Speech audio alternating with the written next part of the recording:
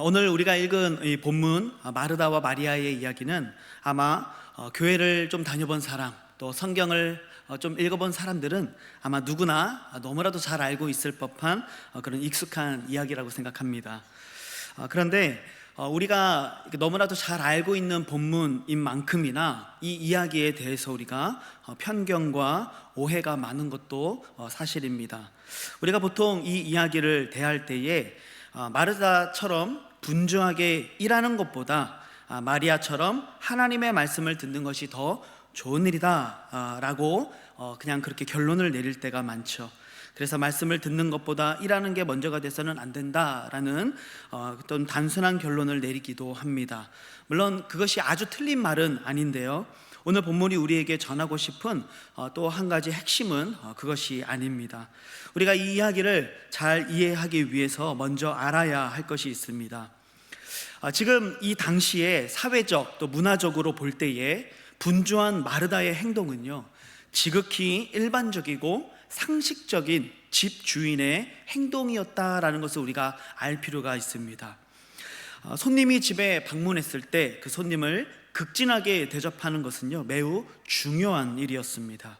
성경에서는 유대인들의 이러한 손님을 대접하는 문화를 쉽게 찾아볼 수가 있는데요, 우리가 대표적으로 잘 아는 본문 중에 하나가 창세기 18장에 나오는 이야기입니다. 아브라함이 세 사람을 초청해서 발을 씻을 물을 내오고요, 또 떡과 우유와 송아지 요리를 내오는 것을 우리가 아마 잘 알고 있을 것 같아요. 그런데 이 아브라함의 이야기를 잘 보면 손님을 맞이하고 대접하는 것은 아브라함이지만 실제로 손님을 영접하기 위해서 일하는 사람은 누구였을까요? 네, 사라였습니다. 그래서 창세기 18장 6절 7절을 보시면 이렇게 말씀하죠. 아브라함이 급히 장막으로 가서 사라에게 이르되 속히 고운 가루 세 스아를 가져다가 반죽하여 떡을 만들라 하고, 아브라함이 또 가축대 있는 곳으로 달려가서 기름지고 좋은 송아지를 잡아 하인에게 주니 그가 급히 요리한지라, 이렇게 얘기합니다. 그 당시에 이렇게 요리를 하고 일을 하는 것들은요, 하인들이나 또는 여성들의 몫이었다라는 것을 우리가 알 수가 있죠. 이것이 그 당시에 사회적인 통념이었던 거예요. 그러면 손님들과 함께 둘러앉아서 이야기를 나누고 함께 음식을 먹으며 손님을 접대하는 사람은 당연히 누구였겠습니까? 아브라함이 아마 그 일을 했겠죠. 아마 마르다의 경우도 마찬가지였을 겁니다. 예수님은 분명 12명의 제자들과 함께 이 집을 방문하셨을 거라고 우리가 합리적으로 생각해 볼 수 있겠죠. 그러면 적어도 13명의 손님을 치르기 위해서 마르다가 이 손님을 대접하는 일로 분주해지는 것은 지극히 당연한 일이라는 것입니다. 그리고 아마도 오라버니 나사로가 예수님과 제자들과 함께 더불어 앉아서 이야기를 나누고 음식을 나누는 모습을 아마 우리가 상상해 볼 수 있을 것 같아요. 그리고 이것이 그 당시의 문화로 볼 때는 지극히 정상적인 모습이었다라는 것을 우리가 기억해야 한다는 것이죠. 따라서 마르다가 화가 난 이유는요, 단지 부엌에서 지금 나만 과중한 노동을 하고 있다라는 게 진짜 문제의 전부가 아니었다는 거예요. 물론 그것도 실제적인 문제 중에 하나이기도 했지만, 마르다가 정말 당황했고 때로는 분노했던 이유가 있다면 내 동생 마리아가 있어서는 안 될 곳에 있다는 사실이 아마 마르다로 하여금 굉장히 당황하게 만들었던 것 같습니다. 이것을 어떤 신학자는요, 이렇게 표현을 합니다. 마리아가 남자 행세를 하고 있었다, 이렇게 표현을 하는 거예요. 본문 39절에 보니까요, 그에게 마리아라는 동생이 있어 주의 발치에 앉아 그의 말씀을 듣더니, 이렇게 얘기하죠. 마리아가 어디에 있습니까? 예수님이 계신 공간, 아마도 그 집에 사람들이 둘러 앉을 수 있는 가장 큰 공간인 거실 같은 곳에, 그리고 식사를 할 수 있는 곳에, 그리고 예수님의 발 앞에 마리아가 지금 앉아 있는 거예요. 그런데 예수님이 계신 거실, 특별히 가장 귀한 손님의 그 앞자리에는요, 여성들의 자리가 아니었다는 거예요. 당시의 문화에서 집은요, 남성들의 공간 그리고 여성들의 공간으로 분리가 되어 있었어요. 그리고 남성과 여성의 역할도 엄격하게 구분이 되어 있었습니다. 지금은 많이 없어졌지만 우리나라도 가부장적인 이런 사회 속에서 참 60년대, 70년대, 80년대까지도 남성과 여성의 역할 구분이 굉장히 엄격했죠. 부엌은요, 여성들의 공간이라고 여겨졌던 시절이 있습니다. 거실은 남성들의 공간이었죠. 제사를 드릴 때도요, 남자들만 절을 하고 남자들만 제사에 참석하고요, 여성들은요 부엌에서 음식을 갖다 나르는 일들을 하게 되죠. 심지어 음식도 명절에는요 막 남성과 여성이 같이 겸상을 할 수 없었던 그런 시절도 있었던 것 같아요. 아마 여기 앉아 계시는 우리 권사님들 또 장로님, 나이가 좀 있으신 분들은 아마 그런 시대를 다 겪어 오셨으리라 생각이 됩니다. 하물며 2000년 전 당시 이 유대인들의 사회 문화 속에서 마리아의 행동은요, 그 당시 그 집에 있었던 모든 사람들을 당황하게 만드는 행동이었다라는 거죠. 마리아는 집안의 경계선을 넘은 거예요. 그 당시 중요한 사회적인 경계선을 넘어간 것이죠. 이쯤에서 이 두 여인의 행동을 우리가 영적으로 좀 평가해 보면 좋을 것 같아요. 여러분, 이 마르다의 행동은요, 당시 사회적, 문화적인 측면에서 볼 때 지극히 당연한 일이다 이렇게 말씀을 드렸죠. 그 당시 사회가 여성들에게 요구하는 기대를 충족시키는 일을 한 사람이 바로 마르다였던 거예요. 그러나 마리아의 행동은요, 당시 사회가 여성들에게 요구하는 사회적인 역할과 기대를 충족시키지 못하는 행동이죠. 그것을 벗어나는 것이었고 그것을 침범하는 행동이었던 것이죠. 그런데 그녀는요, 사회적이고 문화적인 전통과 그 편견, 그리고 모든 장애물들을 넘어서 어디로 가고 있는 거예요?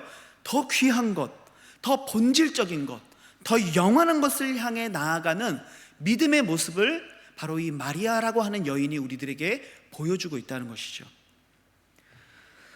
마리아는요, 세상의 기대를 이행하지 않고 있는 거예요. 진정한 본질적인 필요를 향해 나아가고 있다는 것이죠. 그것은 바로 주님의 말씀을 듣는 것이었어요. 그녀에게 있어서 지금 가장 필요한 것, 가장 소중한 것, 가장 좋은 것, 가장 본질적인 것은 그 어느 누구도 넘어보지 못한 경계선이었지만 감히 그 선을 넘어 예수 그리스도의 발 앞에 나아가서 그분의 말씀을 듣는 행동이었던 것입니다.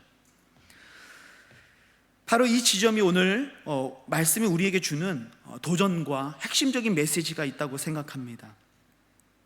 여러분, 이 말씀은요, 단지 어떤 여성들의 인권을 대변하기 위한 말씀이 아닙니다.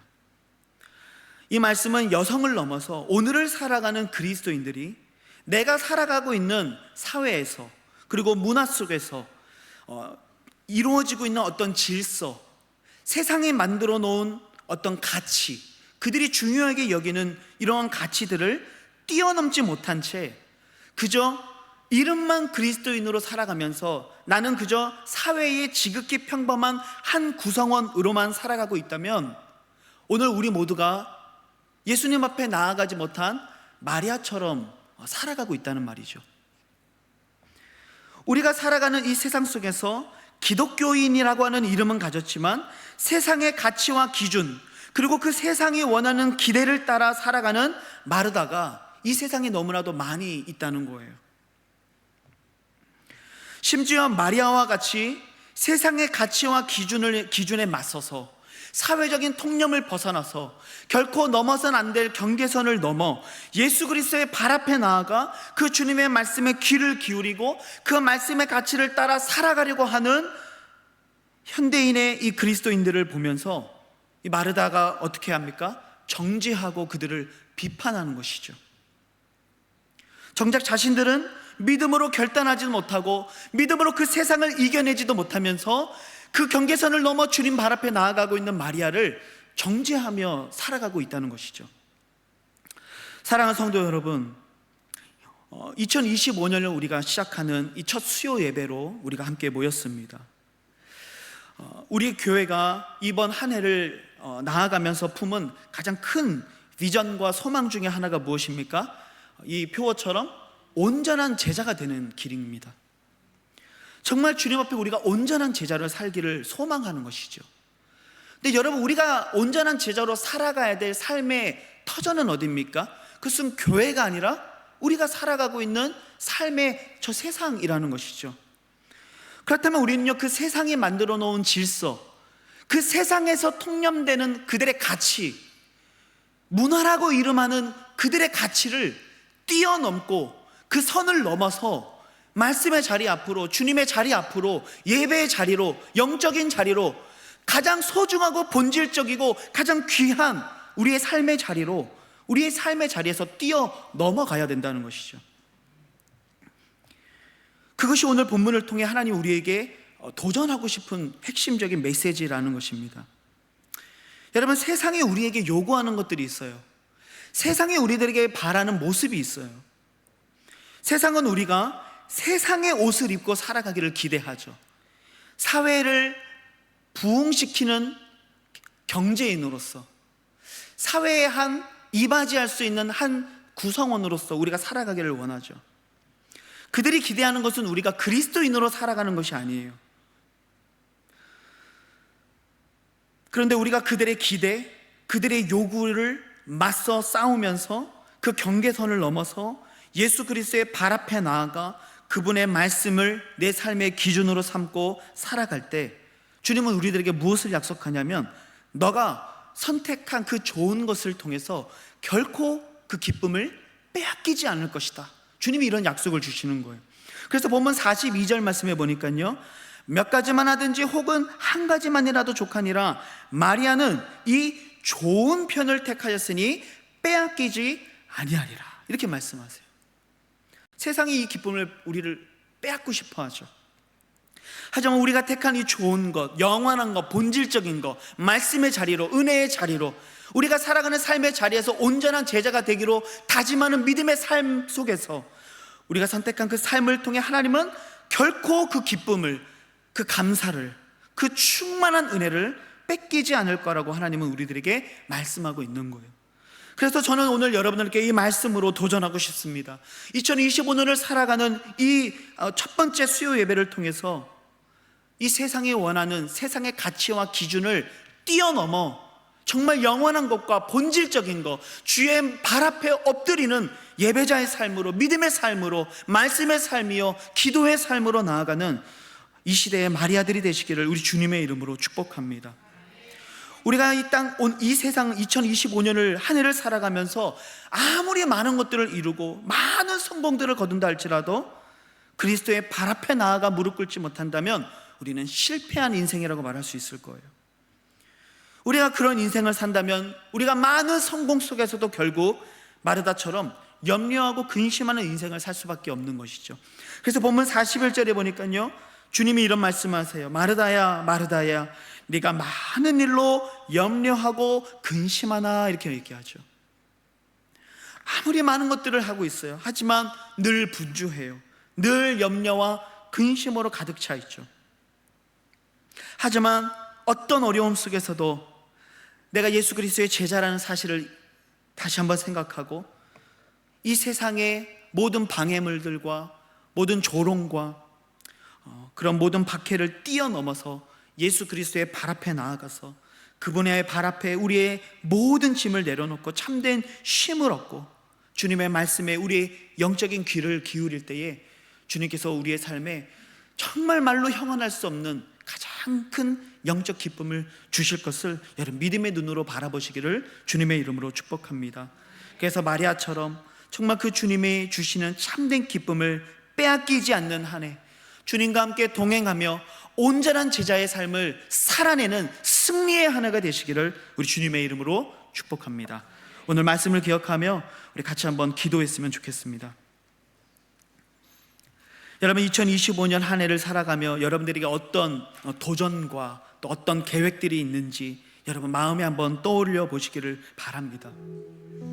세상이 원하는 성공의 기준을 따라 우리가 많은 목표를 설정하고 살아가고 있지는 않는가, 우리의 삶을 돌아보기를 원합니다. 우리가 많은 일들을 계획하고 살아가지만 그 안엔 참된 기쁨을 잃어버린 채 그저 분주하고 염려하고 근심하는 마음만 있지는 않았는지 우리의 삶을 한번 돌아보기를 소망합니다.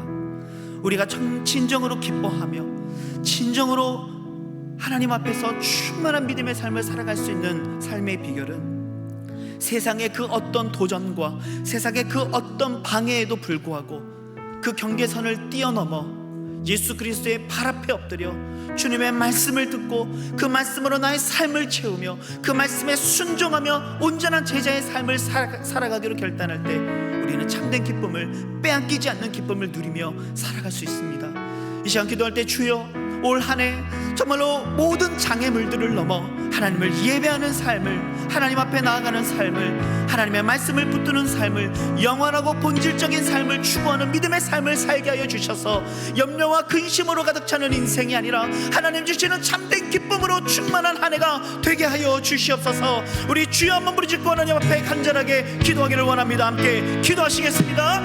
주여